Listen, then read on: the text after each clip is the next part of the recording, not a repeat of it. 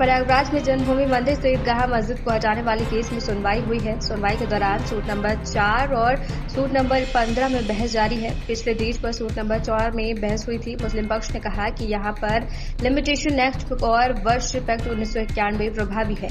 हिंदू पक्ष की तरफ से एडवोकेट सत्यवीर सिंह ने कहा कि यहां पर ये जमीन आदरणीय मदन मोहन मालवीय आदि द्वारा खरीदी गई जमीन है और इस जमीन पर पहले भी कई बार न्यायालय में केस चल चुका है, इसलिए यहां पर वर्ष एक्ट 1991 लागू नहीं होता और हिंदू पक्ष ने लिमिटेशन एक्ट पर भी अपनी दलीलें पेश की।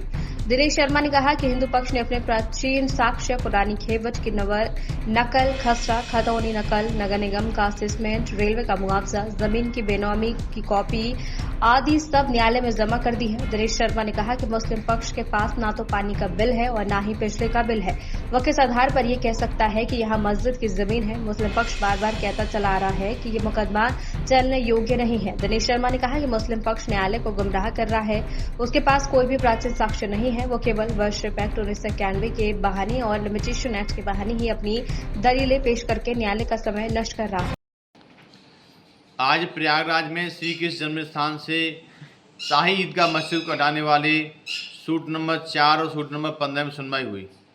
सुनवाई में मुस्लिम पक्ष ने यह दलील दी कि यहाँ पर लिमिटेशन एक्ट और वर्ष एक्ट 1991 की वजह से यह मुकदमे चलने योग्य नहीं है। हिंदू पक्ष ने भी अपनी दलील में कहा कि यहाँ यह ज़मीन 13.37 एकड़ है और इस ज़मीन को खरीदा गया है, आदरणीय मदन मोहन मालवीय आदि के नाम इसको क्रय किया गया है। इस ज़मीन पर पहले भी कई बार केस चल चुका है न्यायालय में, इसलिए यहाँ वर्ष एक्ट लागू नहीं होता। सेक्शन 3 के अनुसार हिंदू पक्ष ने अपनी दलील रखा और लिमिटेशन एक्ट में भी यहाँ पर हिंदू पक्ष ने अपना जवाब दिया। मुस्लिम पक्ष का बार बार यही कहना है कि ये मुकदमा चलने योग्य नहीं है। उनके पास कोई साक्ष्य नहीं है जिससे वो ये साबित कर सके कि यह अल्लाह का घर है। हिंदू पक्ष ने अपने जितने भी प्राचीन साक्ष्य थे माननीय न्यायालय में जमा कर दिए और हिंदू पक्ष को विश्वास है कि यहाँ जीत हिंदुओं की होगी, क्योंकि यह संपूर्ण विश्व जानता है यहाँ भगवान श्री कृष्ण का जन्म हुआ था, यहाँ भगवान श्री कृष्ण का जन्म स्थान है।